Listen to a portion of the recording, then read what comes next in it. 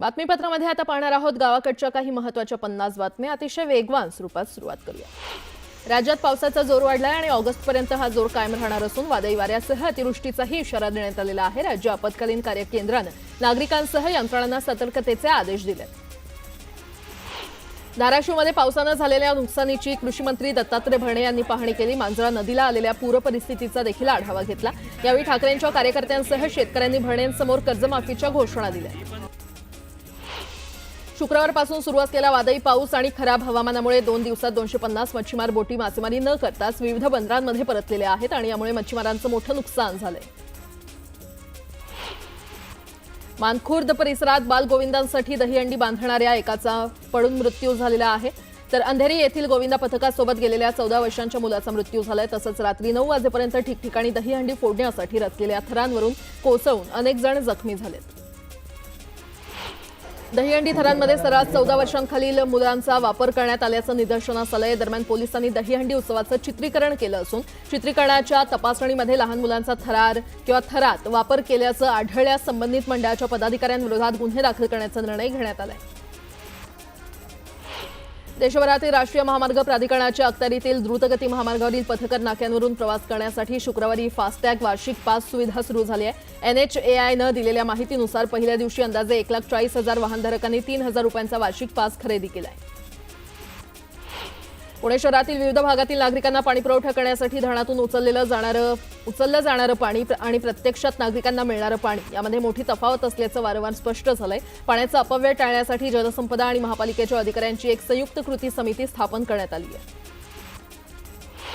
उंच इमारती आणि मोठ्या सार्वजनिक बांधकाम प्रकल्पांवरील सुरक्षा आवश्यकता या सार्वजनिक हितासाठी अत्यावश्यक असल्याचं नमूद करत उच्च न्यायालयानं राज्य सरकारला राज्यभरातील अशा बांधकामांच्या ठिकाणी तज्ज्ञ समितीच्या सुरक्षा शिफारसी लागू करण्याचे निर्देश दिलेत। कोरोना काळानंतर लोकांनी डॉक्टरांच्या सल्ल्यानुसार आहारातील हळदीचं प्रमाण वाढवलं आणि जागतिक स्तरावर हळदीची मागणी वाढली। भारत हा जगातला सर्वात मोठा हळद उत्पादक देश आहे। भारतातून मोठ्या प्रमाणात हळद आणि हळद पावडरची निर्यात होते। भाव वाढले असले तरी शेतकऱ्यांना त्याचा तेवढा लाभ मिळताना दिसत नसल्यानं शेतकऱ्यांमध्ये नाराजीचा सूर पाहायला मिळतोय। बुलढाण्यातील जिगाव प्रकल्प बाधित करणवाडी ते अडोळ खुर्द गावापर्यंत रस्त्याचं डांबरीकरण करण्याच्या मागणीसाठी गावकऱ्यांनी जलसमाधी आंदोलन केलं। यावेळी एका शेतकऱ्यानं नदीपात्रात उडी घेतली। तब्बल 30 तासानंतर या शेतकऱ्याचा मृतदेह सापडला। जळगावच्या यावल तालुक्यातील सांगवी बुद्रुक या गावाची जळगाव जिल्ह्यातून मॉडेल सौरग्राम स्पर्धेकरता निवड झालेली आहे आणि जर ग्रामपंचायतीनं प्रथम क्रमांक पटकावला तर केंद्र सरकारकडून 1 कोटींचं बक्षीस मिळणार आहे।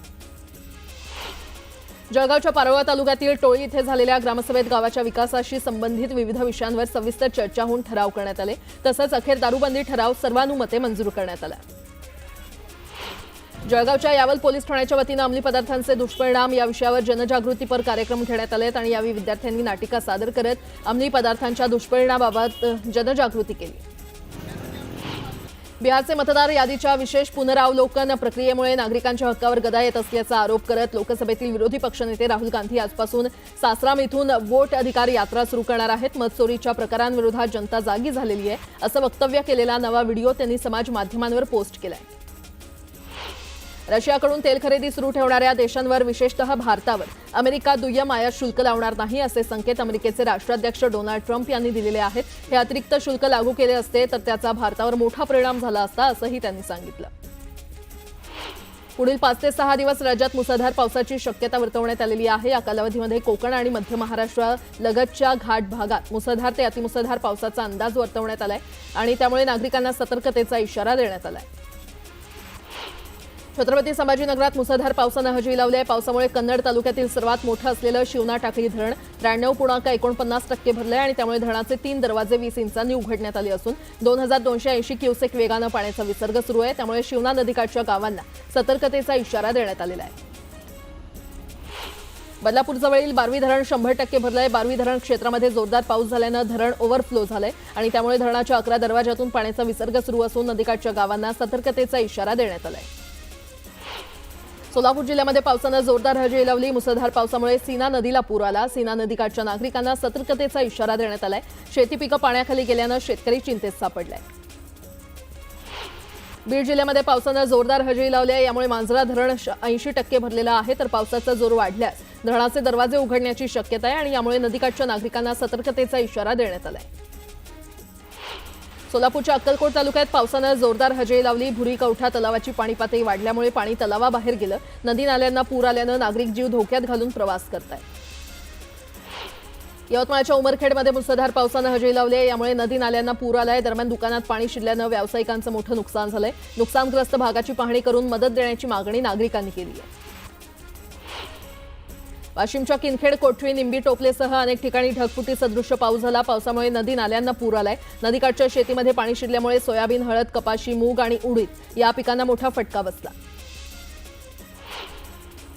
वाशिम जिल्ह्यातील जनजीवन विस्कळीत झालेलं आहे। पावसामुळे शेलू बाजार मार्ग बंद पडलाय। रिसोड ते मेहकर, कळंबा, महाली ते गोंडेगाव, शिरपूर ते वाशिम आणि केनवड ते गणेशपूर, कासोळा ते दस्तापूर आणि अमानी ते पांगरी हे मार्ग पाण्याखाली गेल्यामुळे वाहतूक पूर्णपणे बंद करण्यात आली आहे। नांदेड जिल्ह्यातील पावसामुळे शेतीचं आणि घरांचं मोठं नुकसान झालंय। पुराचं पाणी शेतात शिरल्यानं हजारो हेक्टर शेती पाण्याखाली गेली आहे आणि त्यामुळे शेतकऱ्यांची चिंता वाढली आहे। नांदेड जिल्ह्याच्या हिमायतनगर तालुक्यामध्ये हदगाव हिमायतनगर रस्त्यावर मोठ्या प्रमाणात पाणी साचलंय। या पाण्यातून थार घेऊन जात असताना थार बंद पडली। पालघरसह केळवे आणि सफाळे परिसरात जोरदार पाऊस झाला। पावसामुळे सफाळेसह परिसरातील सखल भागात पाणी साचलं आणि त्यामुळे वाहन चालकांना मोठी कसरत करावी लागली। आज पालघर जिल्ह्यामध्ये पावसाचा ऑरेंज अलर्ट जारी करण्यात आलाय। पालघरमध्ये प्रसिद्ध असलेल्या महालक्ष्मी मंदिराच्या गडावरील दरड कोसळली। गडावर पायी जाण्याच्या मार्गावर गडाचा काही भाग कोसळला। या दुर्घटनेत सुदैवानं जीवितहानी नाही, मात्र दुकानांचं मोठं नुकसान झालंय। नांदेडच्या किनवटमध्ये मुसळधार पावसानं हजेरी लावली। यावेळी बोधडी गावाजवळ स्कूल बस पाण्यात अडकल्याची घटना घडली। सुदैवानं स्कूल बसमध्ये विद्यार्थी नसल्यानं मोठा अनर्थ टळला। दरम्यान बेपत्ता असलेल्या बस चालकाचा शोध घेतला जातोय।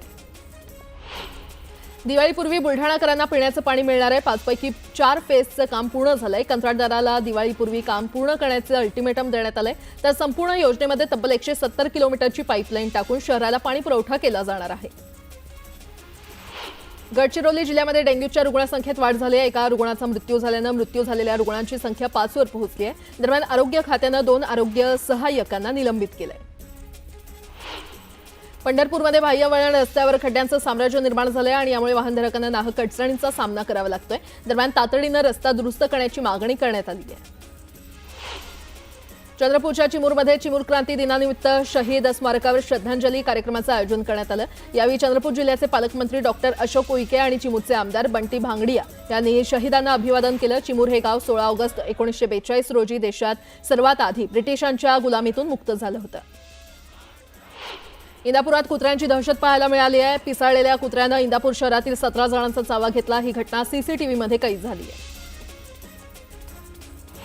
वाशिमच्या अकोला नांदेड महामार्गावर कंटेनरनं कार आणि दुचाकीला धडक दिली। या भीषण अपघातात एकाचा मृत्यू झालाय तर 4 जण गंभीर जखमी झाले। वाशिमच्या कारंजा शहरातील अमर चौकातील राम मंदिर परिसरात मोकाट गायींचा उच्छाद पाहायला मिळाला। 2 महिला त्यांच्या 2 शाळकरी मुलांना घेऊन जात असताना गायीनं अचानक त्यांच्यावर जीवघेणा हल्ला केला। यामध्ये एक महिला आणि मुलगा गंभीर जखमी झाले। पंढरपूरमध्ये बाह्य वळण रस्त्यावर खड्ड्यांचं साम्राज्य निर्माण झालेलं आहे आणि यामुळे वाहनधारकांना नाहक अडचणींचा सामना करावा लागतोय। दरम्यान तातडीनं रस्ता दुरुस्त करण्याची मागणी करण्यात आली आहे। गोंदिया रामटेक महामार्गावर साकोलीकडून येणारी एसटी बस आणि गोंदियाकडे जाणाऱ्या ट्रकमध्ये जोरदार धडक झाली। यात एसटी बस चालक गंभीर जखमी झाला असून प्रवासी मात्र सुखरूप बचावले।